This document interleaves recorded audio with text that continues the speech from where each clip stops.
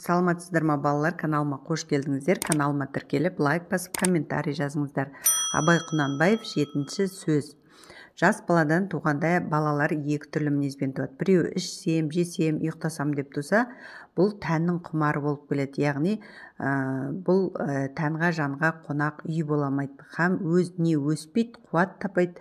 Ал біреуі білсем, көрсем, танысам деп әр нәрсеге талпынып, жылтырларға қызығып, аузына салған дәм татып көріп, тамағына, бетіне басып қарап, сырнай керней болса даусына қарай ұмтылып, даладан ит немесе малдың даусы шықса, біреу күлсе, жыласа, соңғы ол немене, бұл немене деп, неге үйтті, неге бүйтті деген сұрақтар қойып, естігеннің бәрін тыныштық бермей, соны білгісі келіп талпынады. Бұның бәрі жанның құмары, білсем екен, көрсем екен, үйренсем екен деген ниет. Білмегеннен кейін жан адамы жаны болмай, хайуан жаны болады. Яғни білмеген нәрсені, көп нәрсені білмесең, адам емес, хайуан жанында күйінде боласың дейді. Қуат жетпеген, ми толмаған ессіз бала күндегі бұл немене, ол не деп бір нәрсе сұрап білсем екен дегенде ұйқы тамақ есімізден шығып кететұғын. Құмарымызды ержеткен соң, ақыл кіргенде кісісін тауып, ғылым тапқандардың жолына неге салмайды екенбіз. Сол өрістетіп, өрісімізді ұзартып, бұл жанның тамағы еді. Тәннен жан артық еді. Тәнді жанға бас ұрғызса керек еді. Жоқ, біз олай қылмаймыз. Ұзақтай шулап, қарғадай барғылдап, ауылдағы боқтықтан ұзамадық ауыздағы. Жан бізді жас күнімізден билеп жүр екен. Ер жеткен соң, күш енген соң, оған билетпедік. Жанды тәнге бас ұрғызбадық дейді. Еш нәрсе көңілменен қарамадық. Көзбен де жақсы қарамады. Көңіл айтып тұрса сенбеді. Көзбен көрген нәрсеңді сыртын көргенге тойдық.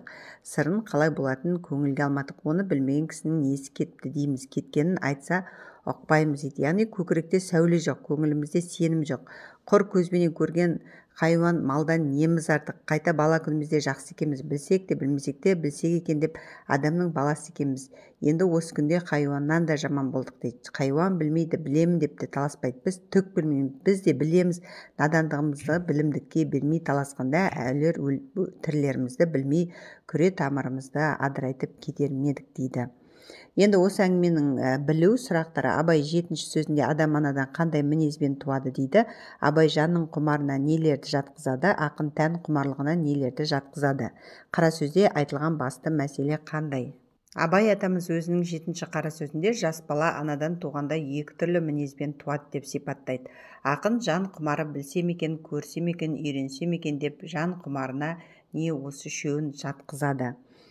Келесі, тәннің құмарлығына ішсем, жесем, ұйықтасам, бұлар болса тәннің құмарлығы деп сипаттайды. Қара сөзде көтерілген басты мәселе жас бала анадан туғанда екі түрлі мінезбен туады деген, біреуі жаман, біреуі жақсы.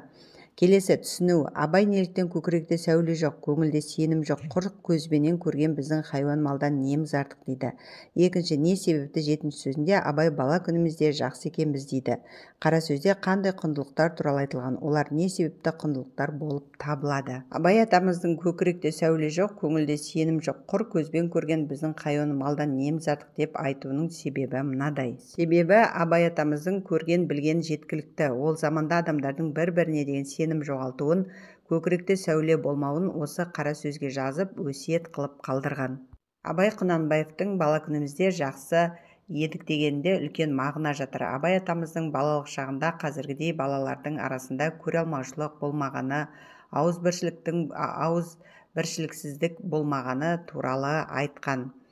Үшінші, жалпы бұл қара сөзде адамның құндылықтары жайлы айтылған. Адамдарды ар намыстың кетіп жатқаны, бір-біріне деген сенім жоғалтуы және басты құндылықтардан айырылуы жөнінде айтылған. Талдау. Абайдың 7-ші сөзінің басты идеясын анықтаңдар. Абай қара сөздерінің көркем әңгімеден айырмашылығы бар ма? Ой, пікіріңді білдіріңдер.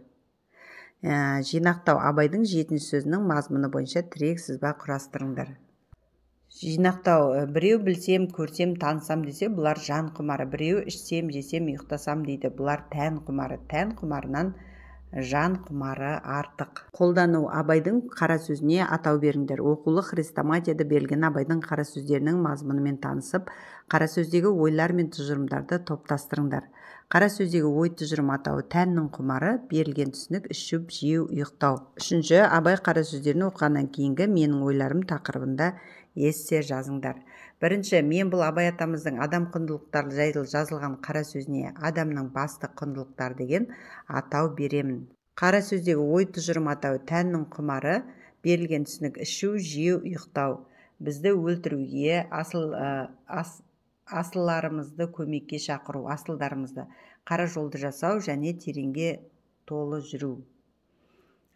Келесі, жалпы Абай Құнанбайұлы ұстаз, ақын, ағартушы, жазба қазақ әдебиетінің қазақ әдебиет тілінің негізін қалаушы, аудармашы, саяси қайраткер, либералды көзқарасын ислам түріне тәніне отырып, орыс қазақ Европа мәдениетінен жақындасу арқылы қазақ мәдениетін жаңартуды көздеген реформатор.